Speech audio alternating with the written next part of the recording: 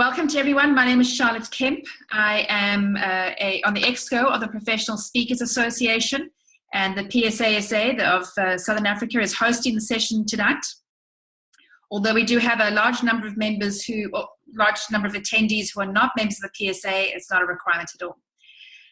I'd like to just acknowledge the people that we have, and when I do say your name, won't you just wave and say hello? We have on the call Richard Mulvey. Richard, can you wave? Richard needs to wave. Hello. Thank you. Richard is the National President of the Professional Speakers Association. And just for those of you who don't know us yet, full disclosure, Richard and I are married. We are in the same house at the moment, although he's in a separate room. And then I just want to welcome the various chapter presidents from PSA. Chantal Jordan from Durban, from KZN. Can you wave and say hello? Chantal, can you wave? You're smiling, but you've got to wave, Chantal. Adele is here as well, Adele Durand from Gauteng chapter. Say hi, Adele. Maybe the sound is really slow, but Adele is there. And Chris Vermeulen is the chapter president of our new Pretoria chapter, and he's looking cozy as ever in his cap and his warm jacket. Say hi, Chris. Just wave. Or not. I'll just wave for everybody else. Francois Muscat has just joined us. Francois is the deputy national president of PSA. Who else do we have? Jason Sandler from Cape Town was supposed to join us, but he's not here yet. And just to let you know, I am the secretary of the Global Speakers Federation. And just to let you know that this is a well-attended, well-rounded session that we have here. This is one of the early sessions that we're having that we have planned for the rest of the year of these online meetings. And the idea is just to firstly try out some new technology, to be able to reach more people across Southern Africa, people who are not necessarily in an area where we have chapters or are in other countries in this area. And also for those people who travel around and can't make a regular meeting, if you want to catch up. And then obviously for those people who really want to follow with the conversation and listen to the speaker. Tonight's speaker is Douglas Kruger, and we'll introduce him in a moment. I'm going to, just for the sake of just getting everybody to have a chance to say something and to test their technology, we're going to whip around the room, and everyone can just unmute yourself one at a time when we get there. Just unmute yourself, say hello, tell us what you speak about and which part of the country you're in, but really, really quick, otherwise we'll be here all evening. Chantal, can I start with you up at the top there? If you can just unmute your screen, Chantal Jordan. Your mute button is down the left. There we go. So just introduce yourself, Chantal. Thank you. Hi, everyone. I'm Chantal Jordan. I'm the president of the KwaZulu-Natal, the Durban chapter, and I speak development and communication skills. Great. Thanks, Chantal. Martin Brown, I see you there as well. Can you easily do this? Unmute yourself and have a chat to us. Hi all, I'm Martin Brown. I'm here from Gauteng. How's it, Doug? I speak on inspirational business speaker and disruptive change in the workplace. Excellent. And Martin, we're friends on Facebook, but I haven't met you in person yet, so the technology will have to do until then. But it's great to have you on the call. Junaid, can you introduce yourselves for us, Junaid? Hi everybody, yes, I'm Junaid Bayat. I'm from Durban, KwaZulu-Natal. Great. I'm not yet part of the PSASA group as yet. I have been invited by Chantal a few times because we work, I do a lot of work for SA Home Loans. I'm a speaker in the academic field. I help people, organizations turn around academic performance in their institutions and in their organizations. Fantastic, sounds good. Thank you, Junaid. Richard, would you like to have a word? Richard Mulvey. Yeah, I'm coming. Hi, Richard Mulvey. I'm a I speak on sales leadership. Thank you. And Richard's from Cape Town here with me. Sipiwe, can I ask you to introduce yourself?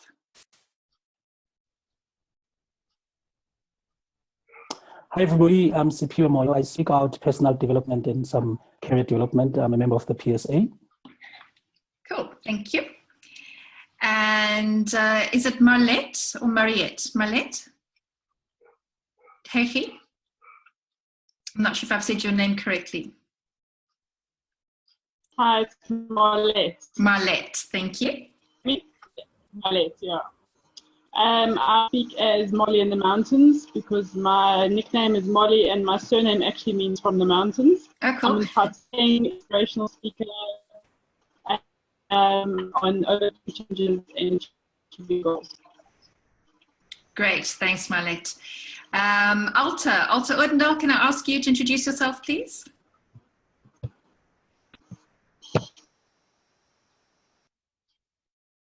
Good evening, everybody. My name is Alta Odendaal. I'm not a member of the PSASA. I recently started talking about financial wellness and financial planning in the industry. Excellent. Good topic. Thanks, Alta. Hannah. How are you, Hannah? Welcome. Can you introduce yourself, please? Fine, thank you. My name is Hannah. I'm from Maung in Botswana. I'm a leadership coach. I speak about personal growth and leadership, and my focus is in organizational development and employee engagement. Fantastic. Thanks, Hannah. Welcome to the meeting.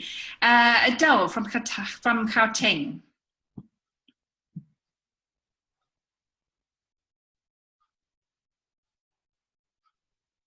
Adele, are you with us?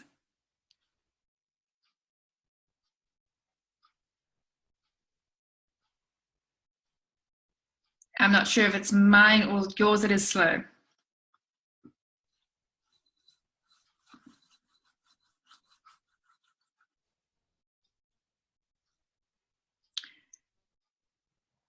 All right, I'm just going to go into the next one in case there's a problem there with Adele. I can't work out. Hang on.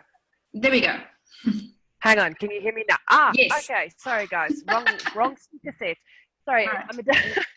I'm Adele from Gauteng, Gauteng chapter president. I'm a little bit sick, hence the beautiful husky voice. Got my med lemon next with me. I speak on habits and using it for high performance. Great, thanks Adele. And Mark Bind, welcome. Can you introduce yourself, please? Hi guys, I'm Mark. I live in Cape Town. I speak on spiritual matters. I'm currently running a workshop based on applying the ancient Hawaiian Ho'oponopono process to the history of South Africa. Just trying to heal some of our old wounds. Thank you. Great. Thank you very much, Mark. And Seth. Welcome, Seth.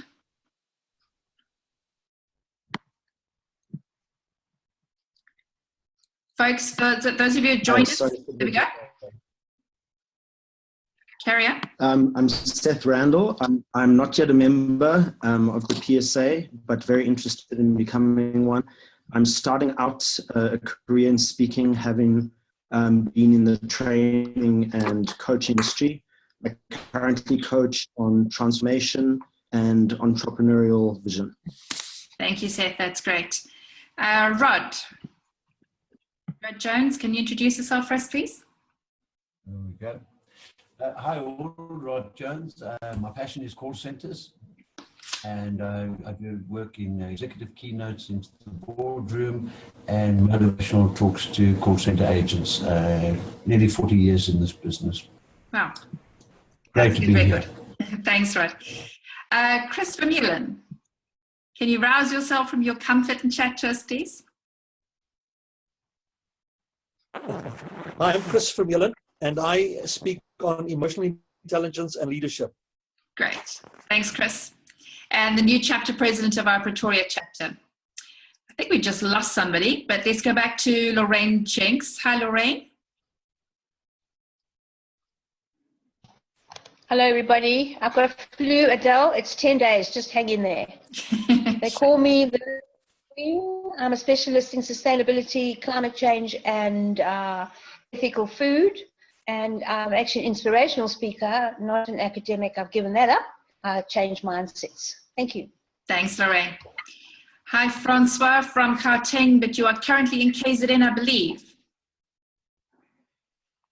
Hi, it's Francois here. I'm from Gauteng, currently in my caravan at Salt Rock, and I speak on social media, digital marketing for personal branding.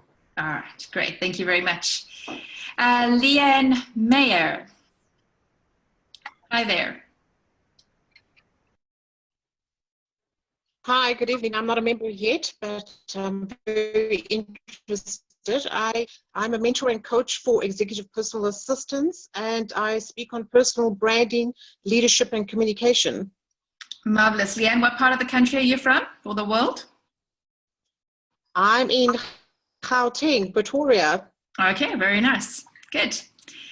Hi, Leon Markhan. Hi, I'm Leon from Cape Town.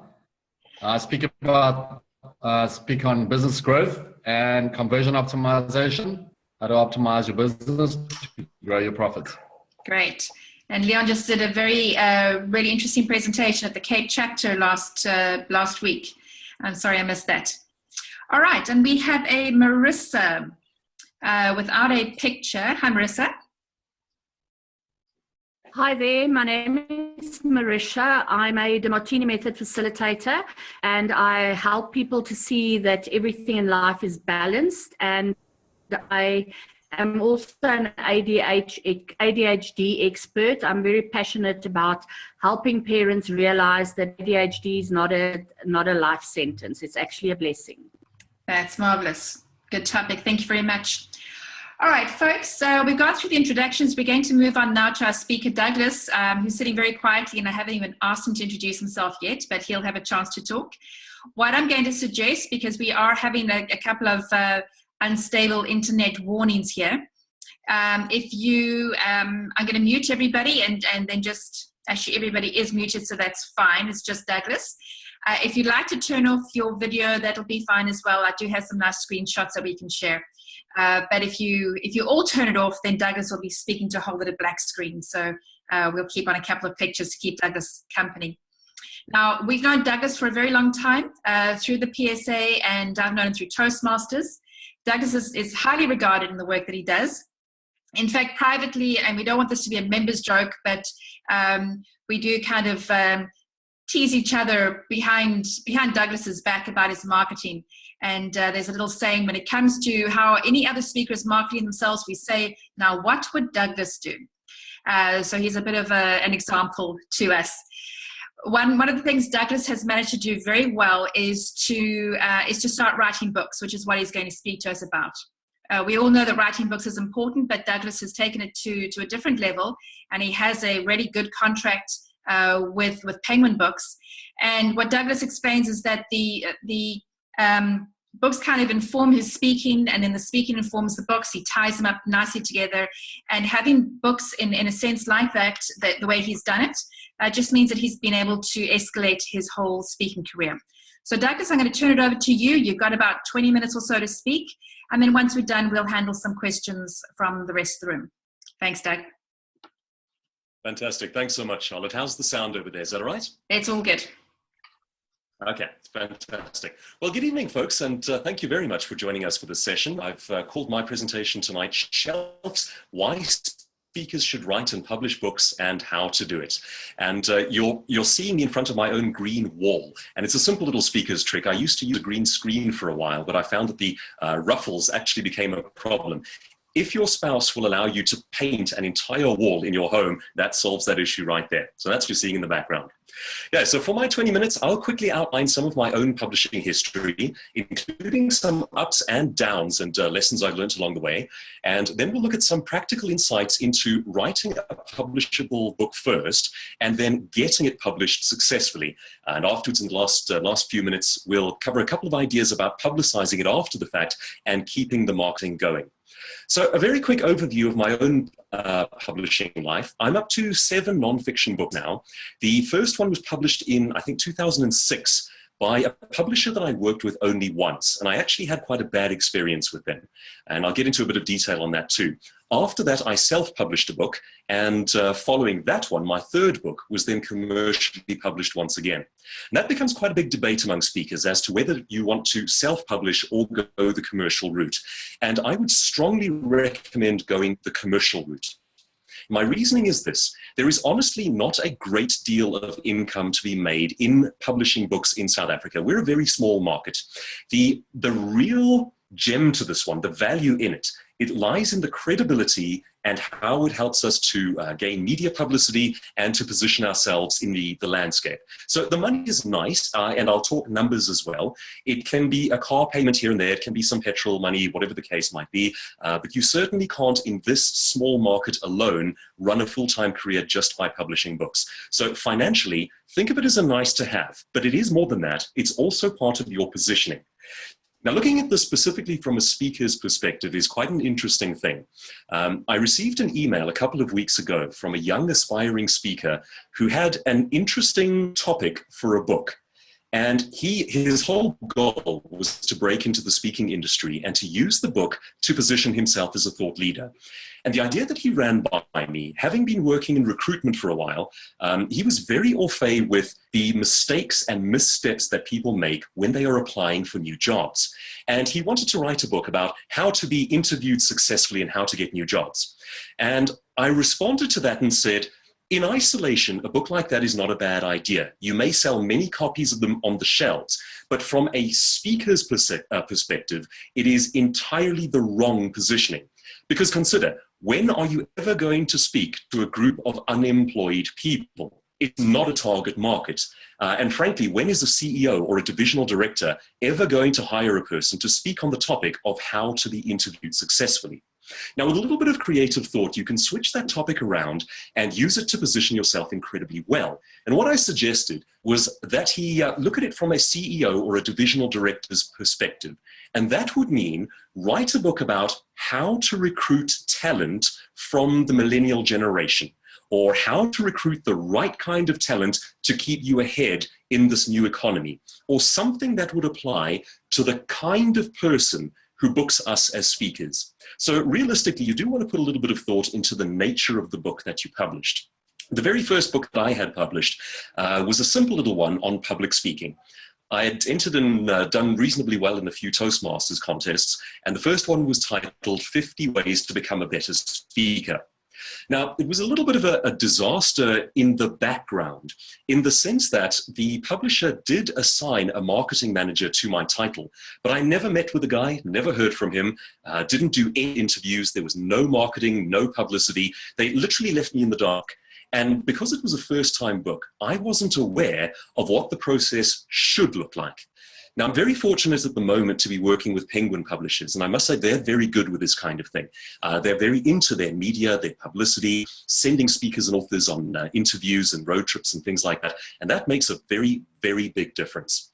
So let's talk about money for just a second. How much do you actually make writing books? In the South African market, our average business books, when I say average, how long is a piece of string, sell for around 200 to 300 Rand. Most of my own books I see are priced in stores, and I have no say over this, priced in stores at around 230 Rand per book. Now, out of each book sold in stores, the author receives around 10 to 15%. So for a book that sells in stores, I'm getting anywhere between, say, 15 to perhaps 30 Rand. There's not much per individual book sold on the shelves. However, and this is perhaps the more useful part, is when we buy our own books from the publisher and then sell them at events, we can actually make substantially more. In my own case, I buy my books for around, I think it's about 110 Rand per title.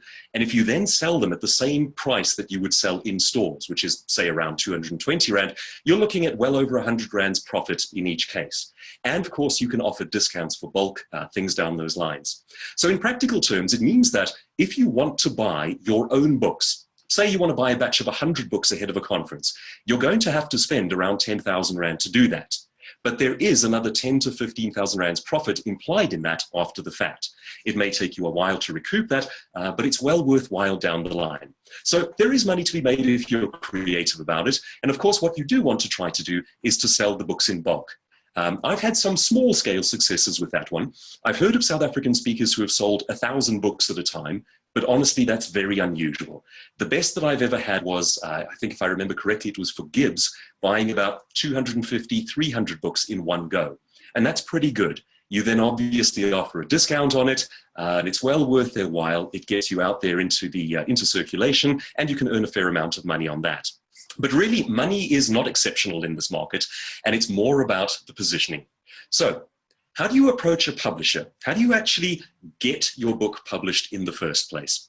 Well, on every publisher's website, they will offer submission guidelines. And if you go onto any publisher's site, say like a Penguin, Random House, or whatever the case might be, there will always be a little tab that speaks directly to authors and provides submission guidelines. It's very silly not to use the guidelines, and they can be fairly pedantic. They get right down to things like how they want their line spacing, how many pages and what kind of word count to submit. And what you don't want to do is to disqualify yourself by not following a simple guideline. Most of them will initially ask for three things. They will ask for a bio of you as the author, and that's your chance to show your credibility and why you're the right person for this topic. And then they'll ask for a synopsis of the book. And it's important that we understand what they're looking for there.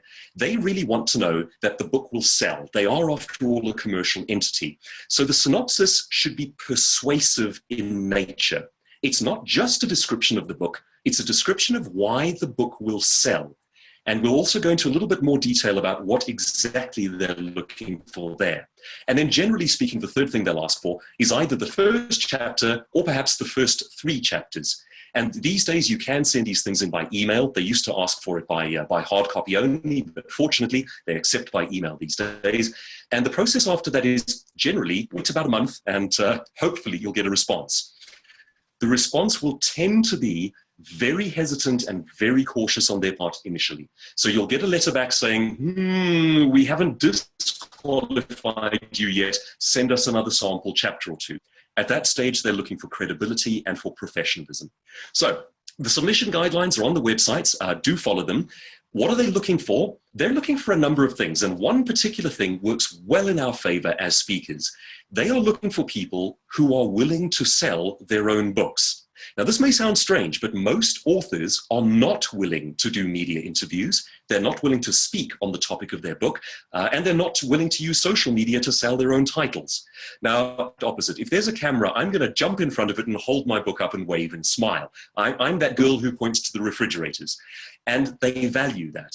They do actually look for that kind of thing in their authors because they want to sell books. That's the point. So you do want to emphasize the fact that you have existing networks. If you're a member of Toastmasters and can and do speak at Toastmasters meetings, divisional meetings and so on, mention that. If you're a member of PSASA, that's another channel, and it's well worth mentioning that too. Any kind of networks that you have, any businesses that you're involved in, anything that will allow you to market your own books, make a strong point of that. So tell them that you're willing to do the media, you're willing to help with the advertising, you're willing to speak on the topic. Do also mention any credibility that you have in terms of matter. Now, it is generally quite pressed for time, so you don't want to send through lengthy bios that go into great detail about your past and your history, but you do need 1 or 2 key points that will set their mind at rest that you are something of a subject matter expert, that you have some degree of qualification, or that you have in some way lived through the thing that you are writing about. So anything that helps with your credibility. Credibility can also include media interviews. So say, for example, you're in an unusual scenario where you're writing a book that you don't have a qualification about and you don't have any previous experience in that field. You can nevertheless short-circuit that by pointing out that you write articles for various publications and by pointing out that you are often portrayed in the media. And that's quite useful to them too. Now, in terms of nonfiction, which is what we're really dealing with here as speakers, one of the surest ways to get a yes from a publisher is simply to pay attention to this one thing.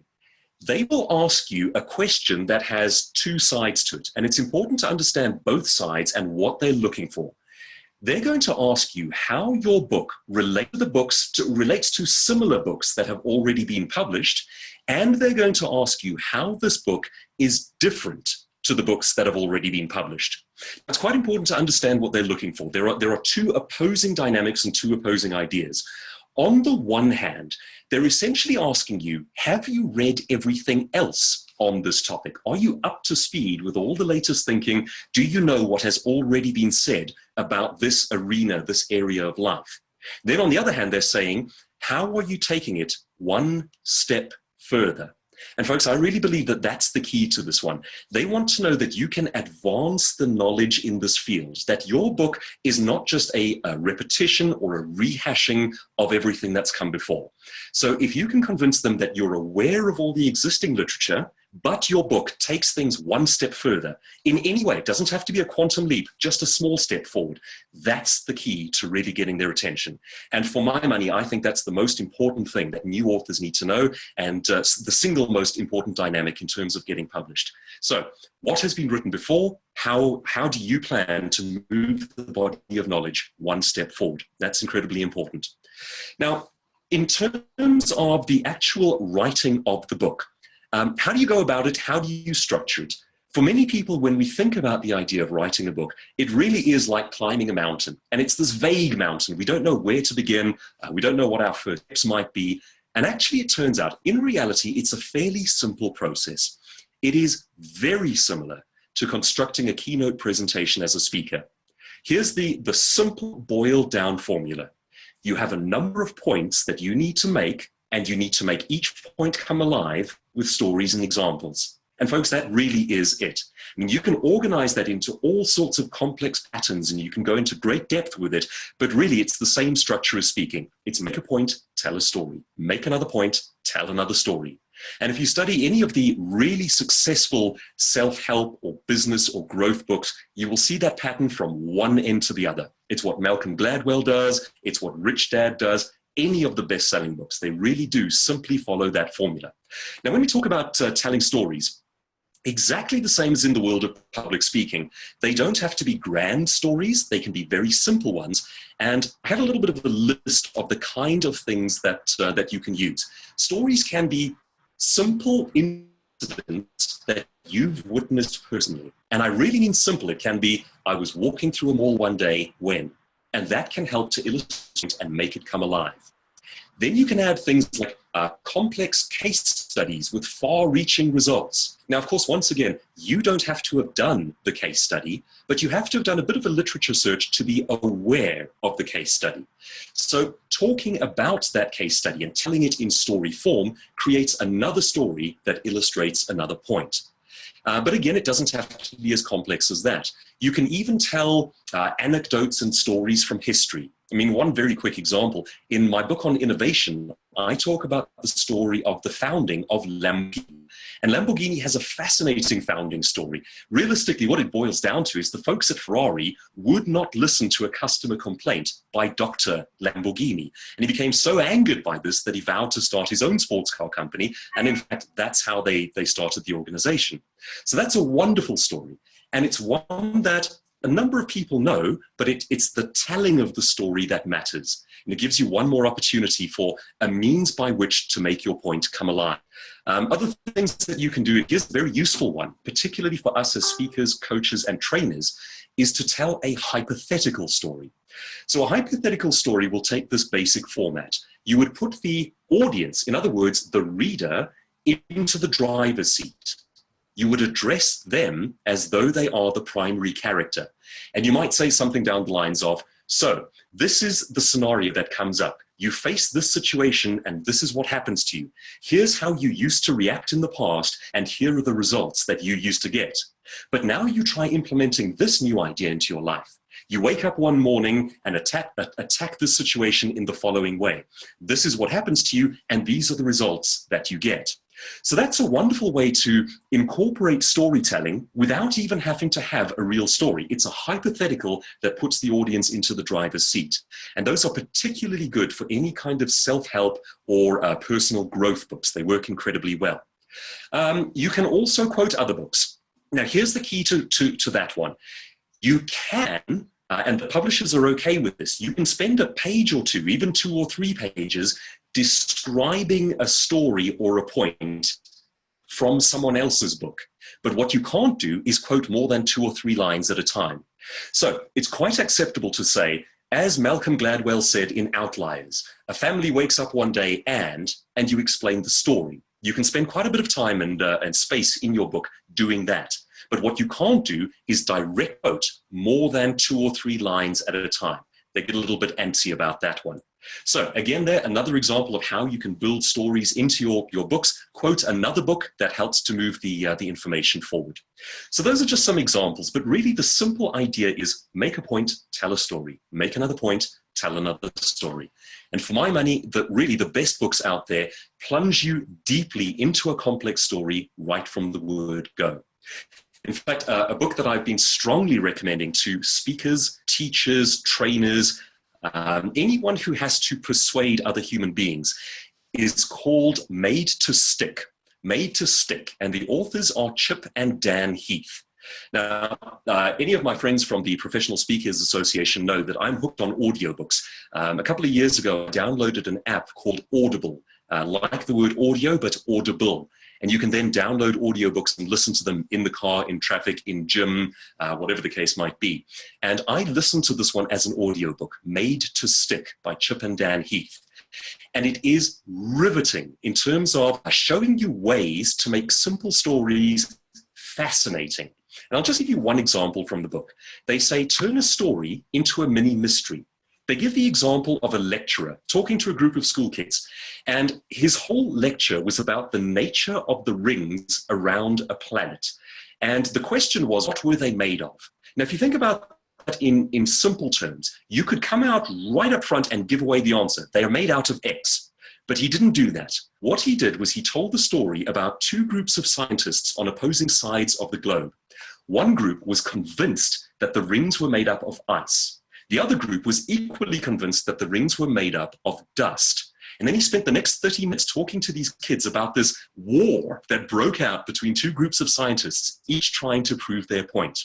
The bell rings at the end of half an hour and nobody moves. They had to have the answer. And they stayed for another 5 minutes to get that answer. And just for the sake of interest, the answer is the rings were made of dust-covered ice. So it was both together.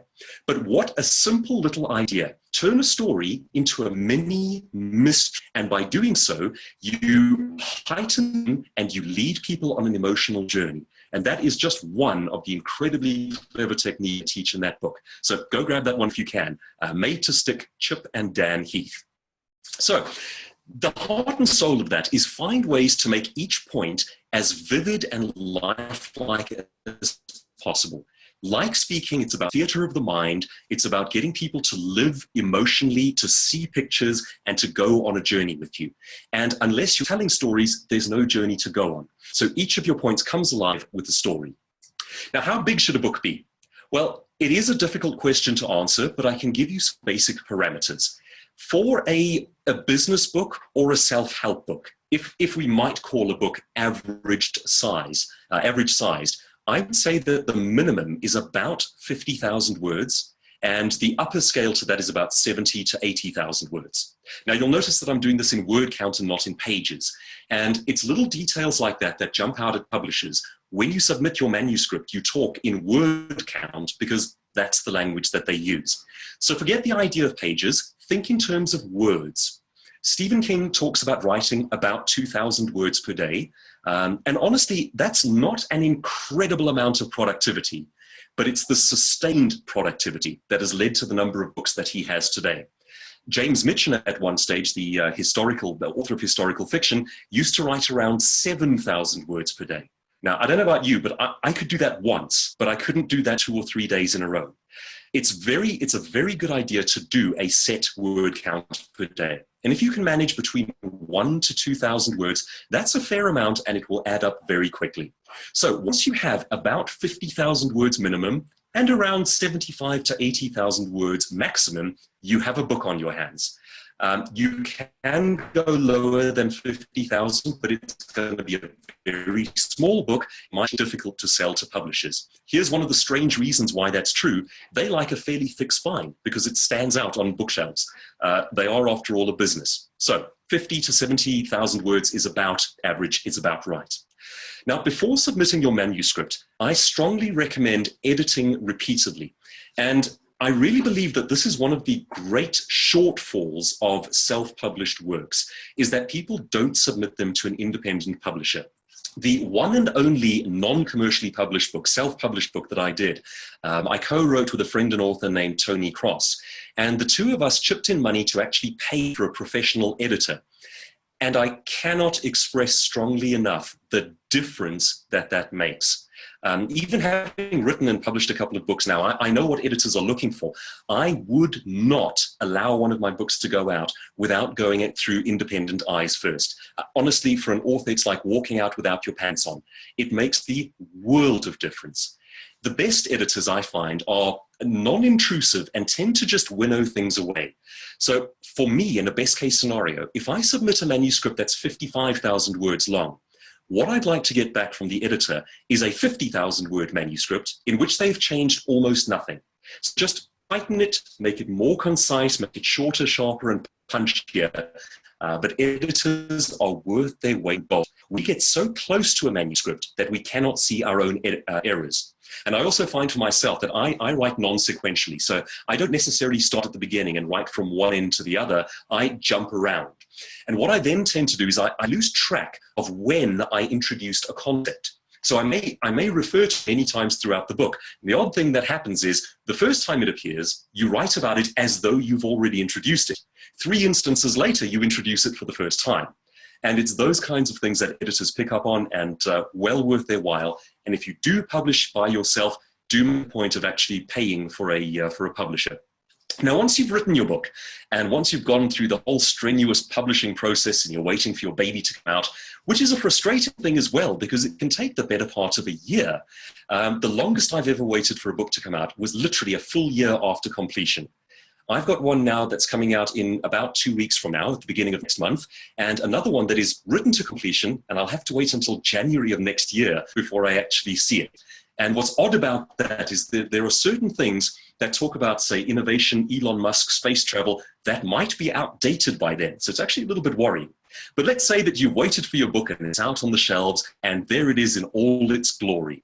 I have a couple of thoughts for you in terms of how to publicize it and how to really sell as much as you possibly can.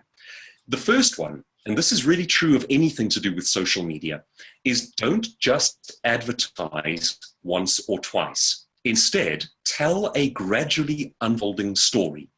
So, for example, you might start off by saying, I've started writing a book on this topic. And then you'll say, this is my word count today for this book. And then, hooray, I finished writing my book.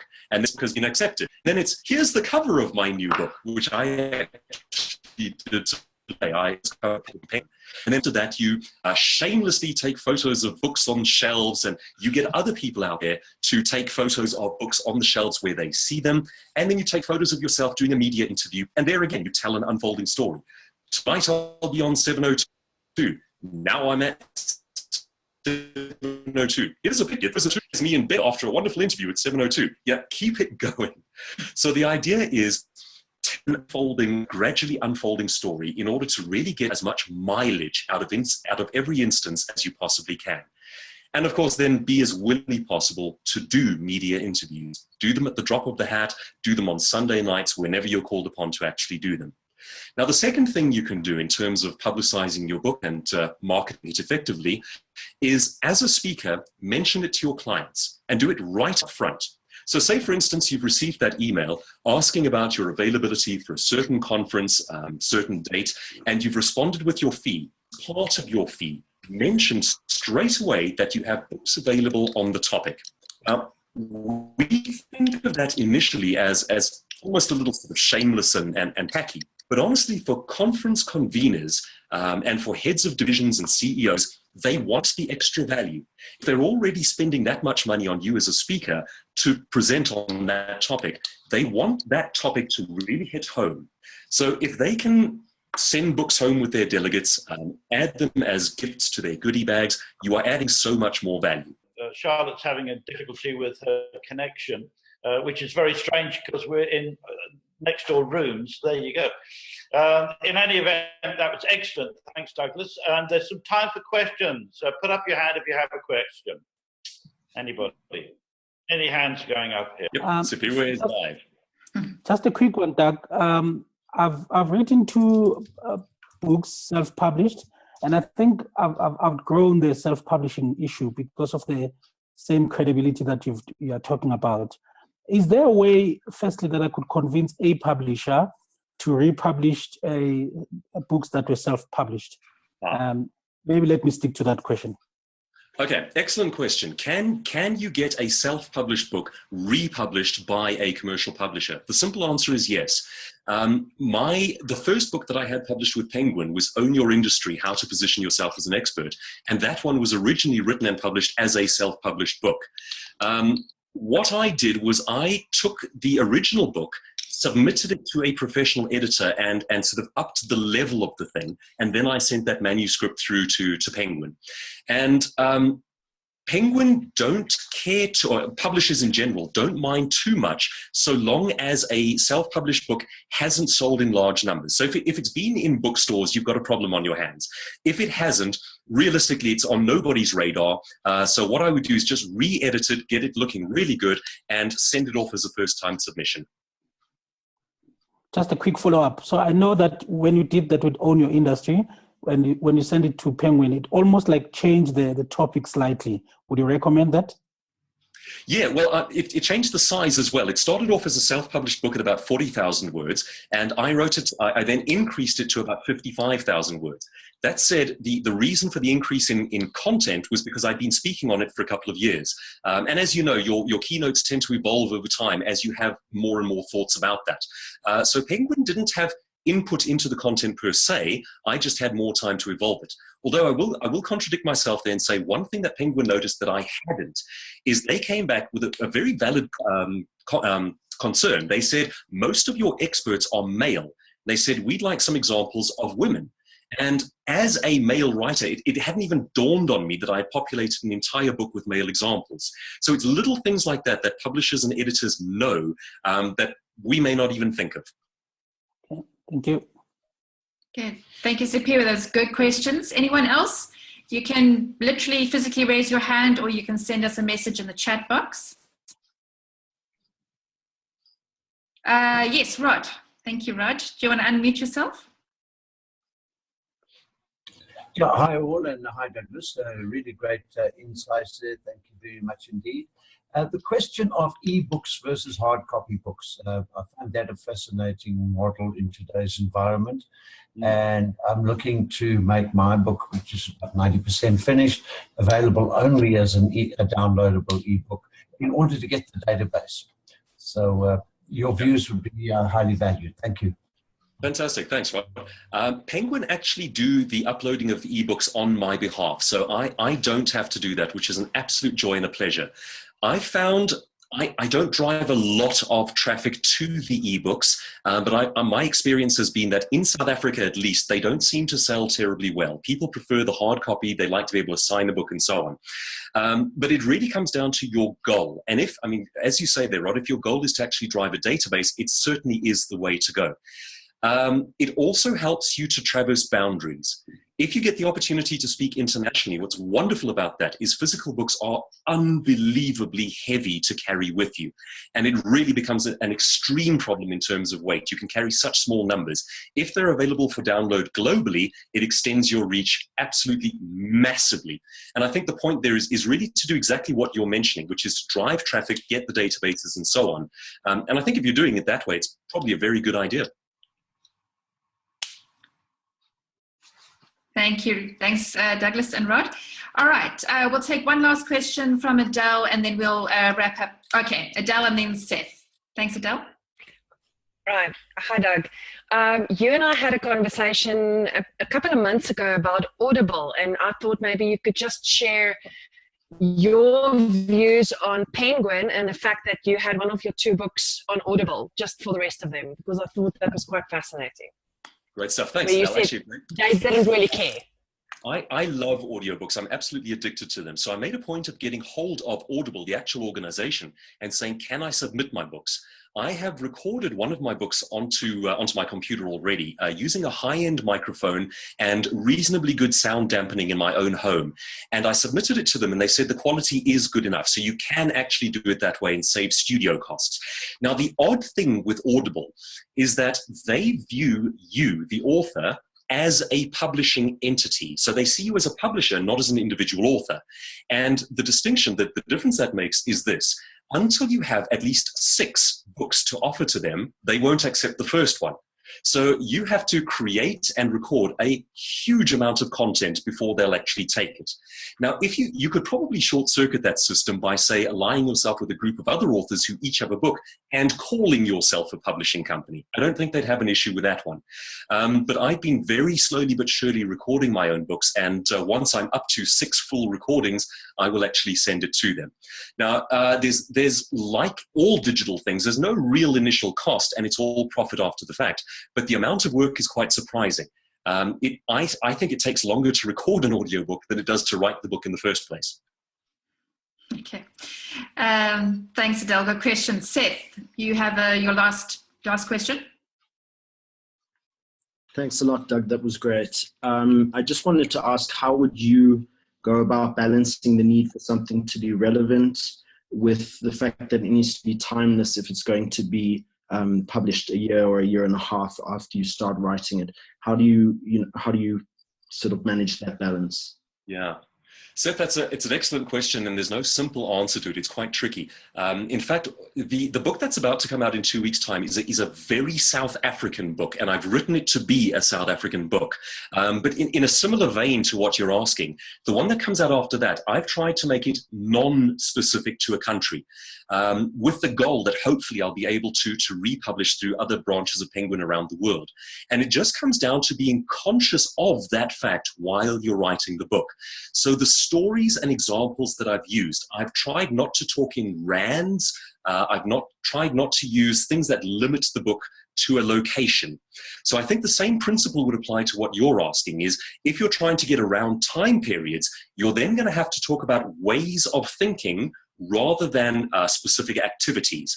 Now, the great thing about that is you can reference stories from the past, but you do want to keep them as relevant and as up-to-date as humanly possible.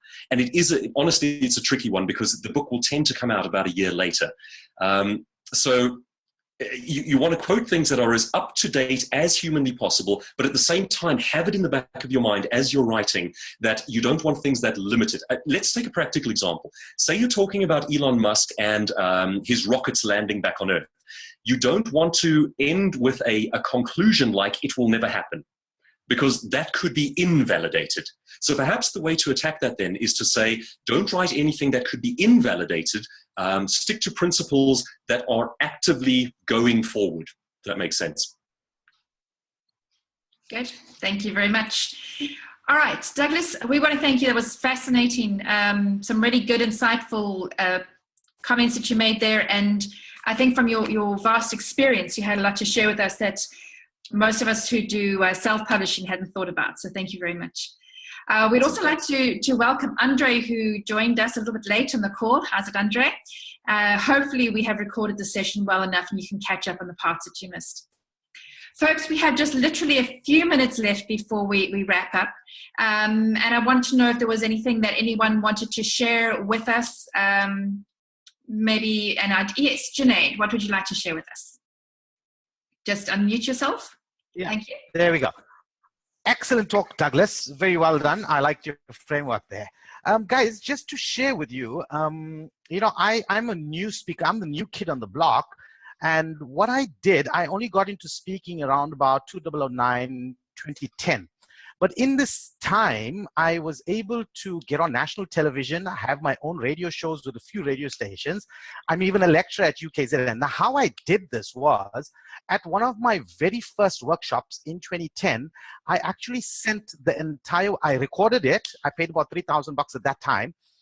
It was for 4 hours. I recorded the entire thing and I sent it to, I think it was freelance at that time. And I got it transcribed as a book. And the moment I started using that as well, you know, that positioned me, like Douglas was saying, the moment people see you as an author, that positioned me like you can't believe. And, you know, right now I've, in the 5 or 6 years, okay, 5 years that I've been coaching, I've done over 90,000 people. And I think I attribute it to the 2 books that I transcribed right in the beginning. So I just wanted to share that. And another thing that I wanted to add was what you can do with books, if you want to get large numbers, what I did was, because I work with a lot of youth, I got a big company to sponsor a couple of 100 books, you know, and that helped a lot. That's very good. You know, part of the CSR and things like that. Yeah. Junaid, we will have to have a session in the future about how to do sponsorship, because that's a very pertinent field, but one that I think most of us are missing out on. Thanks, Junaid. Martin, do you have a question or a comment to share with us?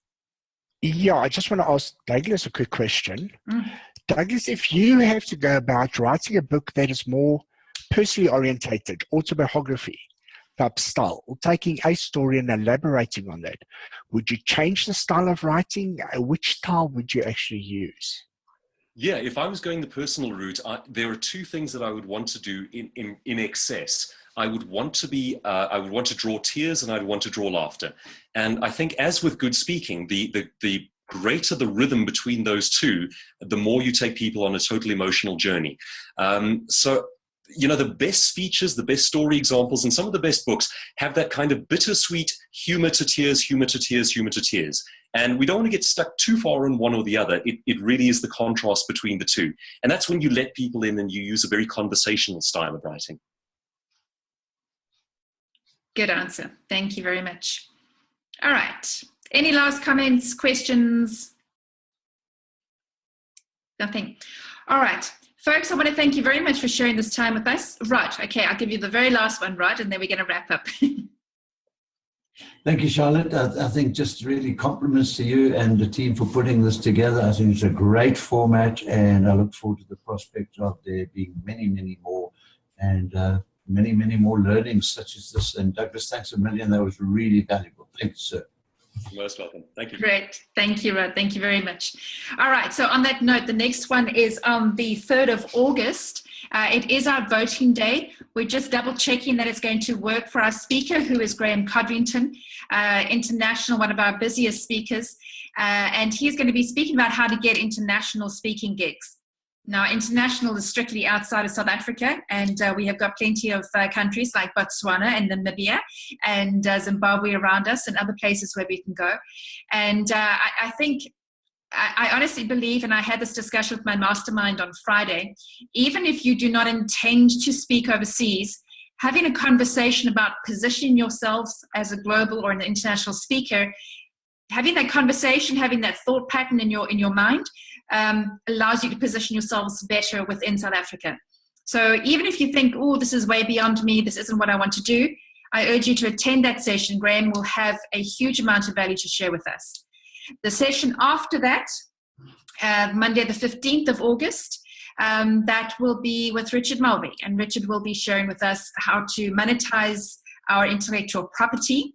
And since we've already been talking about books, and there's a whole lot of other products we have as speakers, working out how to monetize it so that not everything that we earn has to rely on us being on stage in front of people. I think that is a very important thing to work on. That particular conversation is going to hint towards and lead us towards a midterm conference that PSASA is going to be holding in October. It's going to be held in Gauteng. It's going to be a whole weekend of monetizing your IP. So I urge you to attend that first session, and hopefully we'll point you towards something that will be even more comprehensive later on in the year. Folks, thank you very much for having this time with us. If you did enjoy the session, please go into the PSA Facebook page and make a comment and share and encourage other speakers to attend. This isn't a drive for membership of PSA. You really do not need to be a PSA member, but we want to be able to share our resources and our great speakers with every other speaker in Southern Africa. So it was wonderful to share with all of you. I'm going to wrap it up now. Say thank you very much. You can all wave goodbye, and we'll catch you online next time. Thanks a lot. Bye, folks. Thank you.